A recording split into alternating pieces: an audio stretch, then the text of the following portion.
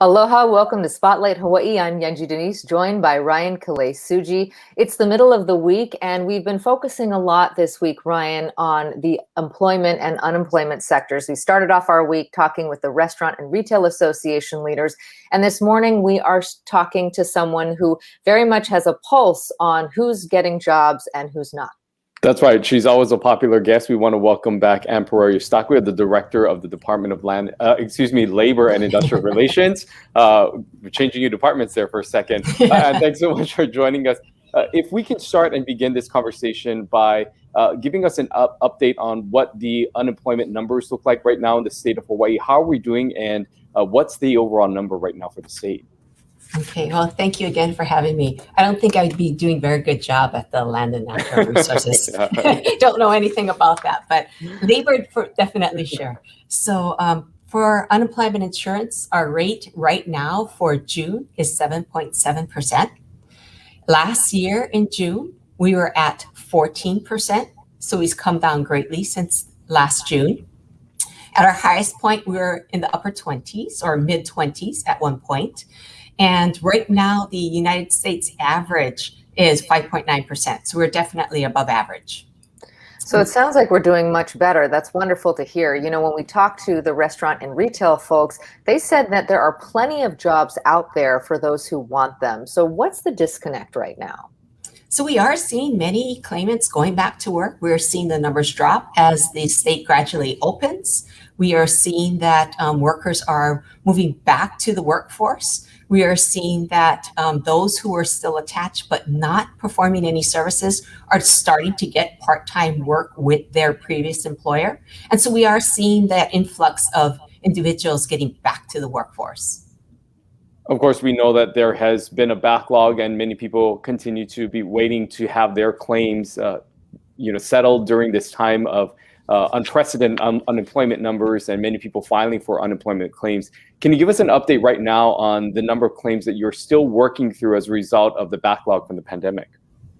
It's just really hard to give you a specific number. I could tell you that claims have decreased drastically. We could tell by the amount of information requested by claimants, requests on fixing and clearing up a claim. And every single week, Ryan and Yuji, we see brand new claim issues being created, right? Actually on a daily basis. So it's really hard to get a pulse on that specific number. Let's talk about the plus up and when that is ending. When can people expect that final extra payment of $300? And what are you expecting to change once that money goes away? Okay, so it's not just the plus up, but it's extended benefits as a whole. So PEUC as well as PUA and the FPUC, which is the $300 plus up, ends week ending September 4th. And so once those extended benefits ends, those claimants who are not qualified for a brand new initial claim will no longer receive any unemployment insurance benefits. Okay, we know that one of the other things that people have been asking for is an opportunity to settle some of their claims in person. We know that you stood up a number of different services, from the call center to doing appointments online. Is there any plan to resume in-person appointments or in-person consultations for those who may be looking to settle a claim? Well, yes, I am very happy to announce today that we do have a preliminary date of opening. We are planning to open on September 7th, the day after Labor Day. We will have a scaled opening. We will make sure that we can service both individuals who, have the ability to come in and wait to be seen, as well as those who can't wait in a line or stand in a line. So we will have appointments as well. So in the morning, it'll be walk-ins, and after lunch, we will have appointment-only openings of the building. How many workers do you have? I would imagine that you're going to have some pretty long lines there. Most definitely. So that's what we've been preparing for. Our offices can only handle so many as well, right? And we still have to make sure that we are all safe with the COVID protocols. And so we will make sure that every island will have a office open. So we're opening all of the Department of Labor offices on all islands. And every office will have unemployment insurance assistance in person. in the mornings, walk-ins, and in the afternoon, appointments only. We know that when this request was made in the past, one of the things that you had mentioned, one of the difficulties is that you have stood up these other available resources, such as the call center and the scheduled appointments via web conferencing. Will those types of options also continue, or is everything moving strictly to in-person? So we will definitely keep our call center open at the Hawaii Convention Center. We're hoping to beef up those operations. Unemployment insurance, Department of Labor, as well as every other employer in the state is having a hard time hiring and making sure we keep the employees we bring in. So we are trying to upscale again our numbers at the call center. So I ask anyone out there who has the ability to perform that call center operation job, please apply. It's an ongoing application on our website, but we will have the call center open, but we will no longer have the Zoom and phone appointments. Appointments will be in person only at the unemployment insurance offices in the afternoons. There's a lot of comments here about what you should and shouldn't do. Miguel has a suggestion here: separate the lines by topic. That will be easy for everybody and the staff. What kind of organization mechanisms are you looking at? Because some people have a really easy question, and presumably others will need a lot of documentation and perhaps have to make a follow-up appointment. So are you planning any kind of organizational strategies like Miguel is talking about? And also, when can people start to make those appointments to meet in person? So we are looking at ways in being able to handle the crowds and the claims. It's not going to be on whether your question is easy or not. You know, every claimant is important. Every claim is important. Every claim is extremely different from the other. And someone can come in and think it's a very easy question and that we can fix it in 2 seconds. But, you know, it becomes much more complicated once they get in front of a individual who understands the process and knows what the claim looks like. And so we're going to be blocking them more in regular claims as well as PUA claims, because we do have PUA as well that we are trying to handle as well. And when can people start to actually make the appointments? So it's 3 weeks prior to our opening. So we'll still be taking appointments for Zoom and phone interviews prior to us opening on the 7th. And then 3 weeks prior to September 7th, we will switch that appointment system over to being able to take appointments for in-person interviews. I want to bring in a question here from Regine, who's asking, what happens after the plus-up ends? My working place will slow down again after summer in the hospitality industry. Am I able to continue filing a new claim again? What would that process look like for those who are in a similar situation where they are getting plus-up, say, and they want to maybe return back to a normal, it's hard to say normal unemployment claim, but something that was done pre-pandemic? Right. So the extended benefits will end, like I said. You'll still be able to apply and possibly qualify for regular benefits. It really depends where you're at in the stream. If some individuals applied for a new initial claim and chose what we call the $25 option and got moved over to stay on their PEUC claim, once extended benefit ends, they'll be able to roll back to their initial claim that they had initially applied for, but chose the $25 option. Those who did not get the opportunity to choose the $25 option or file a brand new initial claim because of their earnings, we'll just have to see if they have enough earnings to qualify them for a new claim or not. You know, we've heard anecdotally about people applying for jobs under the job requirement that you apply for 3 jobs a week to continue your benefits. For people applying for jobs that they're not qualified, let's say a medical position where they have no certification or what have you, are there any consequences for applying for jobs that you know you're not qualified for?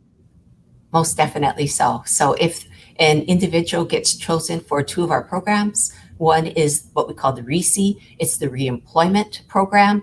It's federally required. And so if you get selected and chosen for the RECE program, we will look into all of your job contacts to make sure that you are looking for work that you're suitable for, as well as what we call our annual audits that we do on claims. So we have an internal audit section who reviews all a percentage of claims, a universe of claims. And if you get chosen for that, they do the same thing. They'll review all of your work contacts to make sure that your work search is suitable for what you did in the past for your career.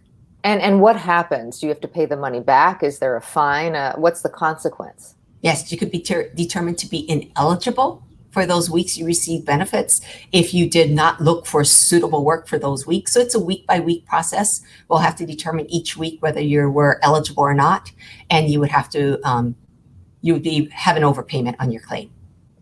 Speaking of overpayment, we still are seeing some comments about overpayment and questions regarding those types of claims. Can you provide any updates on where you're at with the overpayment? Because we know that that was one of the areas that took some time to really go through with the adjudicators and people that had to go through that process. Have you made some progress on settling some of those overpayment claims?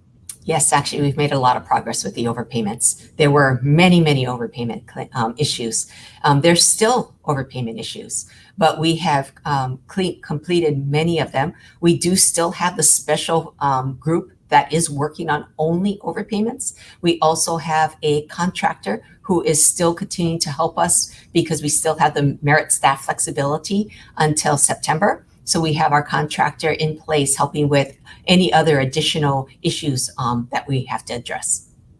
Kelowna has a comment here, just says, still having challenges calling into the call center. Messages, all calls are busy, call back later. How are you handling the call volume? I know at certain points it was thousands of calls a day. What is that looking like now? And do you have adequate staff to field all those calls? So, at one point we were getting a lot of information from claimants that calls were dropping.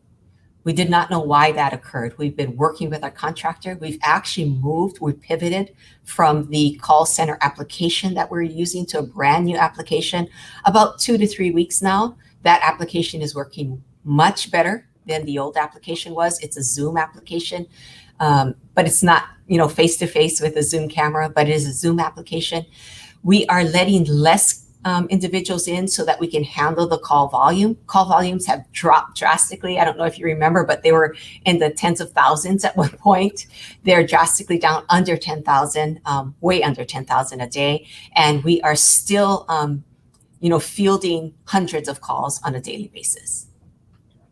Well, one of the problems that resulted in sort of the madness that happened with this unemployment has been noted of the old an antiquated system that you folks were running on, and just the overall ability for the mainframe to handle the capacity of calls that were coming in. It was announced a few months ago that there was a new program and developer that was going to be working on updating the system. How are things going on that front? And do you have a projected timeline of when things would move over from that old system into this updated system? Yes, that's the Department of Labor Unemployment Insurance Modernization Project. We did announce several months back that that project has started. It is well on its way. It is moving forward nicely. We have met with the contractor on many occasions, and the team is actually starting to test some of the applications. Like I said, it was going to take 18 months. It's still planned to take about 18 months. So it's probably not going to come on board until later next year. What are the major challenges that you're anticipating right now? We see obviously that there are jobs out there in certain sectors, particularly tourism and the service economy, but sort of long term as our economic recovery continues, we see all these tourists coming in. Are we sort of getting toward the clear now, or what are some of the challenges that you foresee when it comes to unemployment in our state? Well, we do know extended benefits are ending, so there's going to be a huge population of individuals who are no longer going to be able to receive benefits, and they're going to have to start really seriously looking for a job.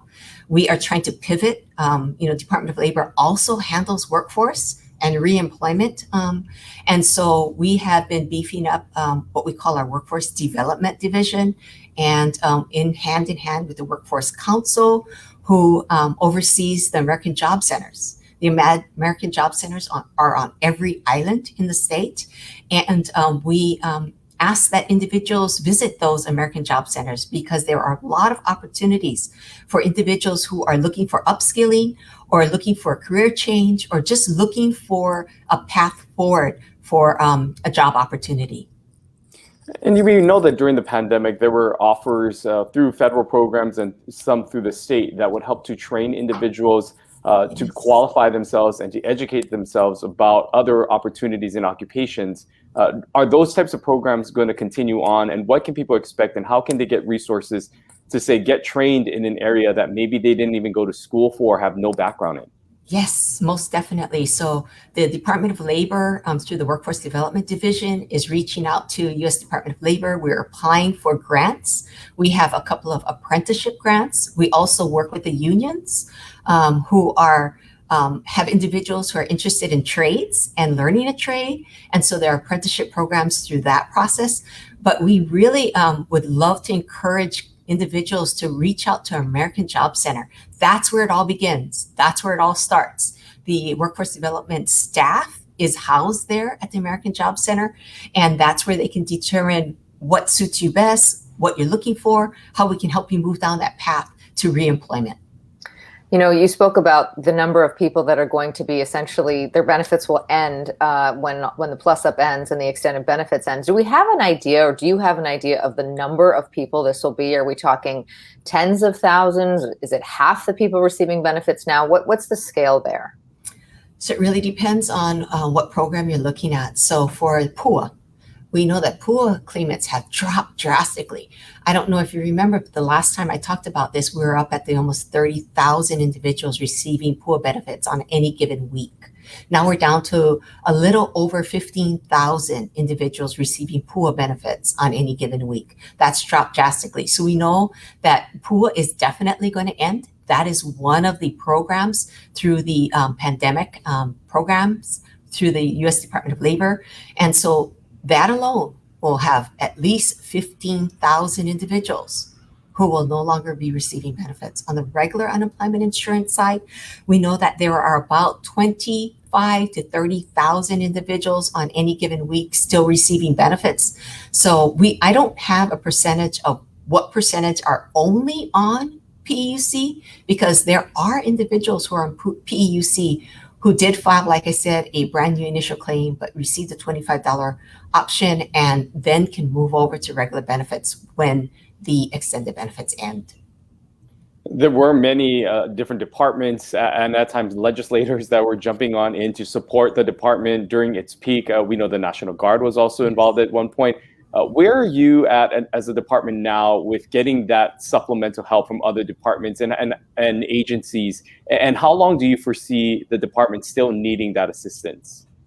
So right now, we are not really getting much help from any of the other state agencies. That was incredible. You know, the outpouring of support from all of the agencies and the Ledge and the governor's office. We could not have asked for a better crew to help us move forward.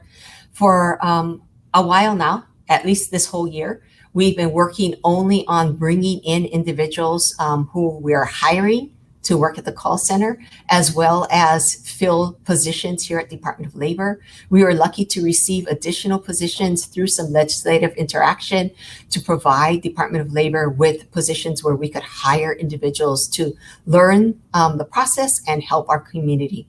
And so right now we plan to still have the call center till at least the end of the year. I'm still anticipating the call center into the new year, 2022. And so we'll see what the workload looks like and how we'll move forward with that. Got a question here from Cleo that I think could apply for others. She says, waiting for unemployment claims from July 2020 to April of this year. I was disqualified and received PUA April to 2021 to the present. What about those missing months? The call center keeps telling me to wait. Not necessarily her specific situation, but people who are in the situation where they have all this pending, these pending issues. Will they be made whole even after these programs sunset? Yes. All of the extended benefits programs, as well as regular unemployment, is a program that continues to provide the benefits whether we pass the program end date or not.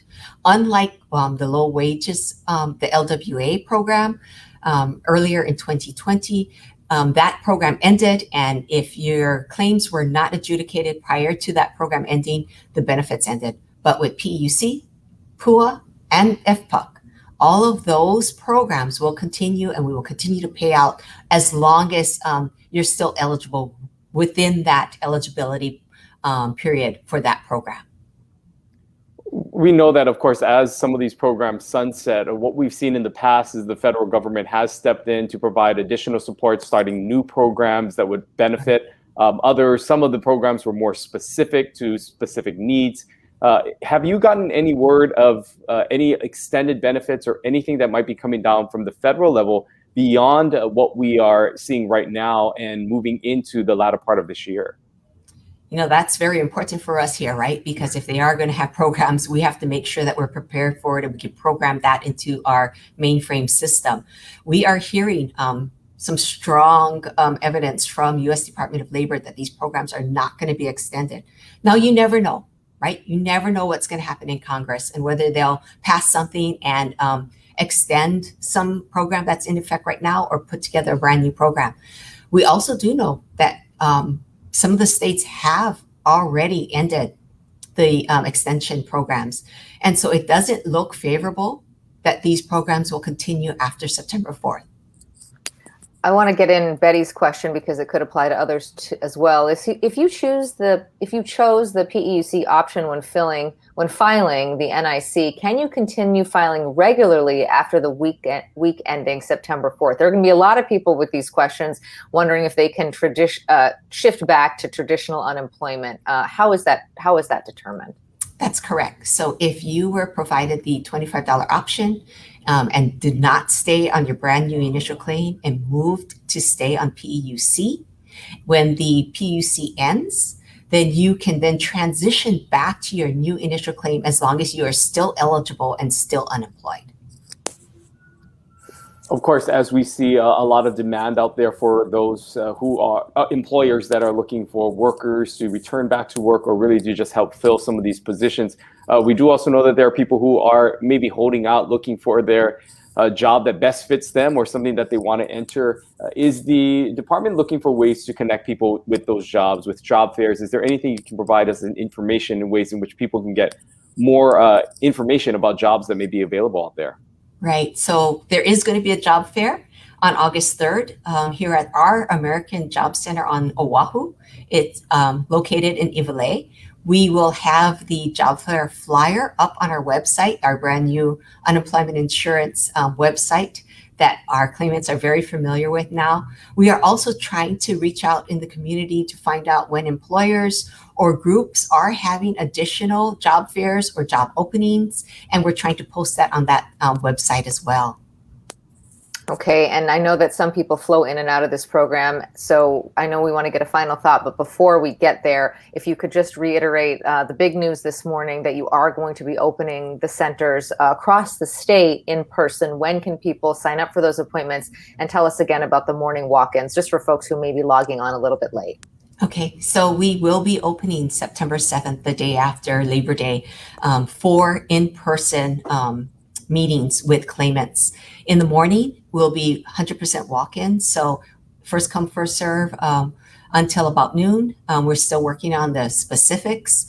In the afternoon, we will have only in-person appointments with those who, have a harder time waiting in line in the morning, and they can obtain appointment. We'll be taking appointments 3 weeks before September 7th so that we can have those appointments set in our system and make sure we're ready for you on September 7th when we start that. It'll be daily appointments. So we will have taking appointments every single day, Monday through Friday in the afternoon. We've had you on this program for a few months now, and it's really incredible to just see how much things have changed over that time. I mean, this was a show that would get thousands of comments with people chiming in with their frustrations, other people asking specific questions. For you, as someone who has had to lead this department, it's nice, I guess, to finally see that light and be heading towards that light of this very long tunnel. What has this overall been like for you during this time, taking over midway through this pandemic and having to take on some of the pressures and the responsibility of getting these claims out and all that you have had to lead this department through during this time? Ryan and Yuchi, I think it's the department as a whole. Everyone at the department has pitched in, not just the Unemployment Insurance Office, but every employee in the Department of Labor has come out to help the Unemployment Insurance Office move forward. And so they're really the ones who've been working hard. They're the ones who've been doing all the work. And I thank them for all of their hard work. I thank the public for trying to be a little bit more patient with us as we move forward. I think we have done incredible things. I just want to give you some statistics. We were taking in about 65,000 claims on an average on a yearly basis, starting from 2015. In 2020, we took in 436,000 claims.